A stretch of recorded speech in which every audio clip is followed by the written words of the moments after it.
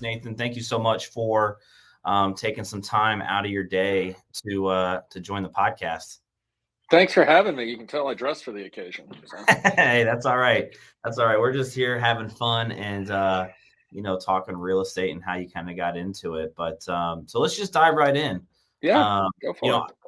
the whole goal of the Tell Me More podcast is to share your journey, right? Your story, and have other people, if there's another agent that's been able to, connect with you on some level in your journey to the business, and they see a path to success.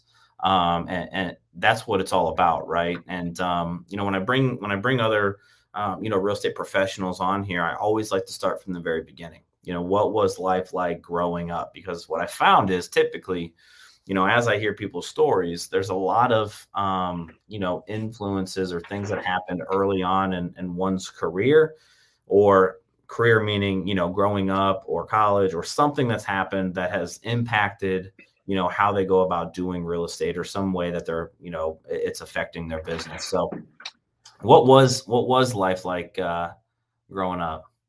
Life was busy. I'm a son of a builder. And Oh, so, I grew up on a job site. I grew up in real estate sales, so to speak, right? My father was a builder. Mom was a banker. But I mean, from the earliest ages I can remember, I was picking up 16 or 10 penny nails on a job site, carrying decking, the whole 9 yards. So that was growing up. I mean, I literally grew up in this industry, and then I ran away. I was just gonna say I've had multiple people on here that have had family, in the industry one way or the other, and they typically are always like, "Yeah, I'm not getting in, not getting in." So, high school years, did you do sports? Were you an entrepreneur, or were you just kind of like, on the job sites, just helping On your the dad I mean, well, I was a class clown. I did some sports, but I preferred dirt bikes over sports. I didn't like getting hit, and I wasn't good at hitting balls, so I out? had to do something. I could race dirt bikes, and I could have fun on those things. But yeah, I mean, every one of my summers, spring break, they were spent on job sites. And my father actually suggested when I was 18, trying to figure out that life thing at 18, which to me again is a ludicrous thing to try to do at 18.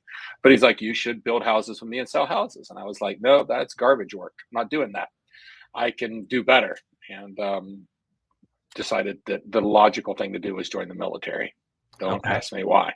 It was more of a rebellion than it was more to prove a point that I knew more than my parents at 18, which of course we all know that, at least I know now, that I didn't know more than them. So, but I didn't want to be affiliated with building or sales. Just, Sure. I didn't see it as a life for me. Well, here we are. So So you decide to go the military route, do that. did the military route. It was great. I think a lot of what I learned in the military transfers into real estate. Why SOP, processes, orders, not coloring outside the lines but staying within them. I tell people, that's what I like about, the military, or like even scuba diving is a very big passion of mine. If you stay within the lines, you're good. It's when you color outside the lines that you're going to get burnt, sued, or in scuba diving, possibly death, or, I was in the military. I was a rigger, packed parachutes. If you did it the right way, you're going to land on the ground safely. You did Yeah. it the wrong way, you may die. But I really think it's helped me a lot down, in this path, or this chosen path I'm on now. I didn't realize it at the time, but absolutely do now. Sure, sure. And how long were you in for? 6x4 is what they called it, total of 10. Got out of the military, decided to, again, think I knew it all. Went and had probably too much fun at that age.